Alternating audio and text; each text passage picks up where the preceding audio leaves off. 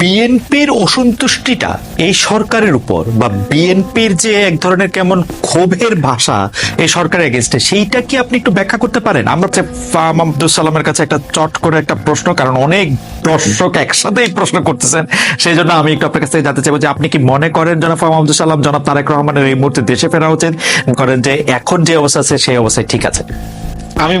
আমি মনে করি এখন যে অবস্থা আপনি ঠিক আছে। তো উনি আসলে যে ঘটনাটা ঘটবে বলে আমার ধারণা, ওই 10 লাখ লোক রাস্তায় যাবেন, যে পলিটিক্যাল ওজন অনেক বেশি হয়ে যাবে। মানে মানে জনাব তারেক রহমানের পক্ষেই যাবে, তাই না? উনি একটা পলিটিক্যাল পার্টির একটা বড়, তো এইটা তো পৃথিবীর সবাই চায়। জনাব তারেক রহমান এটা কেন চাইতেছে না? মানে ইউনূস সাহেবের চেয়ে উনি গুরুত্বপূর্ণ হয়ে উঠবেন, এর চেয়ে মজার কি আছে? 3 মাস বা 100 দিন যেতে যেতে না যেতে আমরা কি অনেক বেশি ক্রিটিক্যাল হলাম এই সরকারের উপর?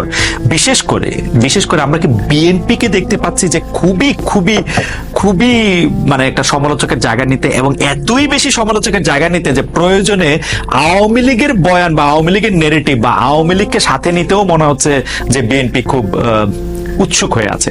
আপনি এই জায়গাটা কিভাবে দেখেন জনাব ফাহাম আব্দুল সালাম? ধন্যবাদ।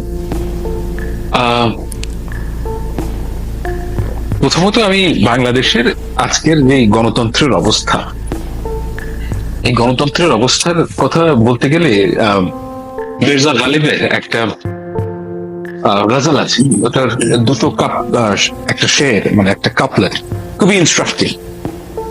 তো উনি বলছেন, हर एक बात पे कहते हो तुम कि तू क्या है,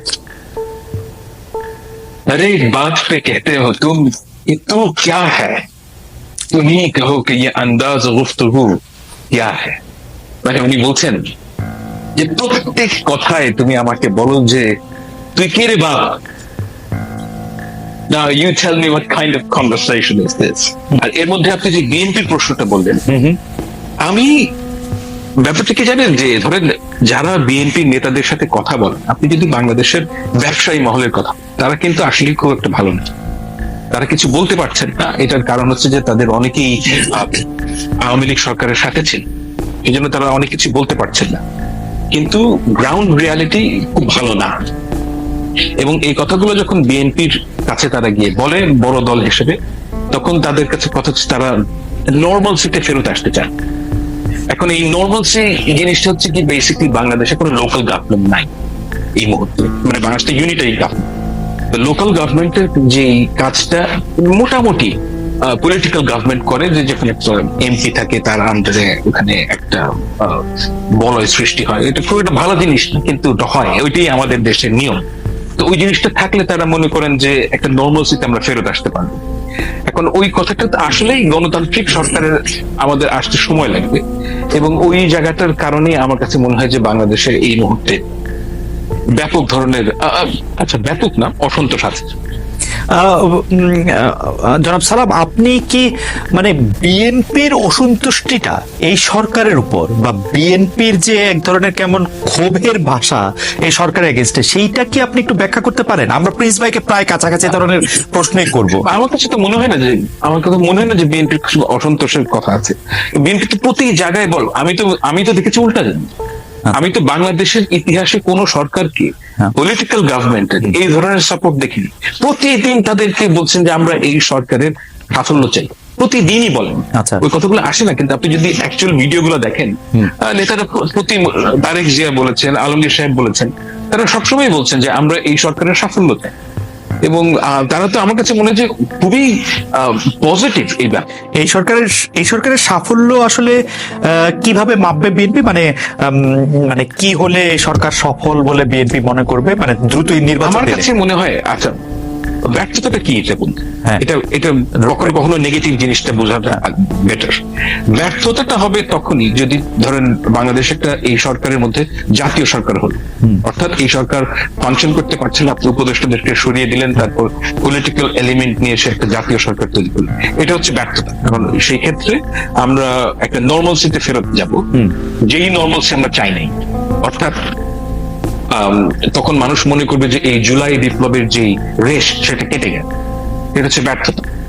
আর সাফল্যের কথা যদি বলেন যে কিভাবে আমরা নর্মালসিতে ফেরত যাব, অর্থাৎ একটা ইলেকশন হবে, একটা বাংলাদেশের যে সংস্কারগুলো কাজগুলো শুরু হবে, সর্বোপরি আমি ব্যক্তিগতভাবে মনে করি দুটো জিনিস আমি দেখতে চাই। অন্য সব জায়গায় ব্যর্থতা আমি মানতে রাজি আছি, দুটো জায়গায় ব্যর্থতা মানা যাবে।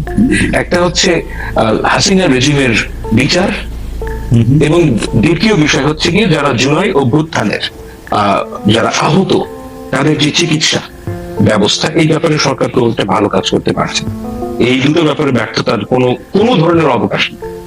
আচ্ছা, আমি আবার আপনার কাছে আসবো। যেমন ধরেন শেখ হাসিনার বিচার হওয়াটা তো একটা আইনি প্রক্রিয়া, উনার বিরুদ্ধে মামলা হয়েছে, সেটা কোর্টের মধ্যে থেকে যাবে, তার সাথে এটা শুনানি হবে, এটা প্রক্রিয়া।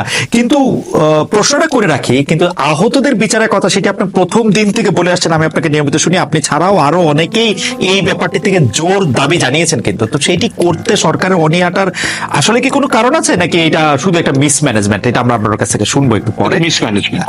আচ্ছা, এটা আপনি বলেই দিয়েছেন। আমরা হচ্ছে ফাহাম আব্দুল সালামের কাছে একটা চট করে একটা প্রশ্ন, কারণ অনেক দর্শক একসাথে এই প্রশ্ন করতেছেন, সেই জন্য আমি একটু আপনার কাছ থেকে জানতে চাইবো যে আপনি কি মনে করেন জনাব ফাহাম আব্দুল সালাম, জনাব তারেক রহমানের এই মুহূর্তে দেশে ফেরা উচিত, দেশে ফিরে আইনের কাঠামোর মধ্যেই থেকে তার মামলাগুলি মোকাবেলা করা উচিত, নাকি আপনি মনে করেন যে এখন যে অবস্থা আছে সেই অবস্থায় ঠিক আছে?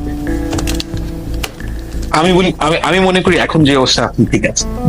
এটার কারণ কি আপনি একটু ব্যাখ্যা করবেন? যে কারণটা হচ্ছে গিয়ে দেখেন, আমি জানি না উনি কি মনে করেন, কিন্তু আমি এটা সম্পূর্ণ আমার ব্যক্তিগত ধারণা থেকে বলছি যে বাংলাদেশে এই মুহূর্তের বাংলাদেশের একটা পারসেপশন হচ্ছে গিয়ে যে বিএনপি সবচেয়ে বড় দল।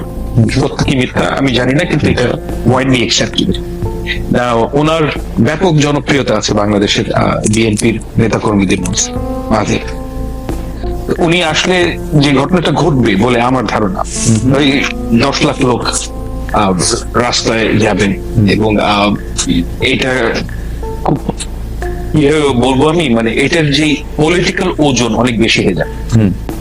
তখন বাংলাদেশের যে সেন্টার অফ পাওয়ার এটা শিফট করবে, এবং বিএনপির অনেক, আমি মনে করি যে দল হিসেবে বিএনপির এতে যে সমস্যাটা হবে যে বাংলাদেশে একটা টাসল তৈরি হবে। এটার হচ্ছে tussle between government and BNP. Yes. Okay okay okay, জি। কারণ হচ্ছে গিয়ে গভর্নমেন্ট মানে আমি শুধু ইউনূস সাহেবের কথা বলছি না, আমি বলছি যে গভর্নমেন্ট একটা বিশাল মেশিনারি। তখন ওটার মধ্যে তারেক সাহেব আসলে ওনার যে ওজন, পলিটিক্যাল ওয়েট বলছে, সেই কারণে একটা টাসল তৈরি হবে। এটা অ্যাভয়েড করাটাই ভালো আমার কাছে মনে হয়, কারণ বাংলাদেশ এখন যেই পর্যায়ে দিয়ে যাচ্ছে আর একটু সময় নেওয়া উচিত, এবং ওনার ইলেকশনের আগেই আসা উচিত। না জনাব সালাম, একটু বোঝার জন্য যে টাসেলটা তৈরি হবে এবং যে মানে ভর কেন্দ্রের যে পরিবর্তন, সে কিন্তু সেই ভর কেন্দ্রের পরিবর্তন তো অবশ্যই মানে জনাব তারেক রহমানের পক্ষেই যাবে, তাই না? উনি একটা পলিটিক্যাল পার্টির একটা বড়, তো এইটা তো পৃথিবীর সবাই চায়। জনাব তারেক রহমান এটা কেন চাইতেছে না? মানে ইউনূস সাহেবের চেয়ে উনি গুরুত্বপূর্ণ হয়ে উঠবেন, এর চেয়ে মজার কি আছে? এটার অনেক, আমি আসলে ব্যাপারটা কি জানেন, আমি রেসিপি ফর ডিজাস্টার হচ্ছে গিয়ে কারোর কাছে অথরিটি নাই কিন্তু রেসপন্সিবিলিটি আছে। ওকে, কিন্তু ভাইস ভার্সা। তো যার রেসপন্সিবিলিটি তারই অথরিটি থাকা উচিত।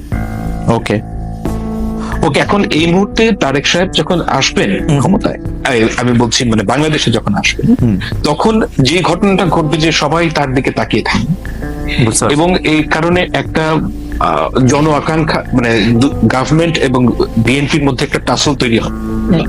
এটা ছাত্রদের জন্য ভালো না। আমি আমি আমি আমি আসলে উনার আশা সম্পর্কে অনেক কিছু ভাবছিলাম, আমি এই দিকটা ভাবি নাই। জনাব ফাহাম আব্দুল সালাম, আপনাকে অনেক ধন্যবাদ যে আপনি একটা মানে আমার ভাবনায় একটা নতুন দিক যোগ করেছেন। আমি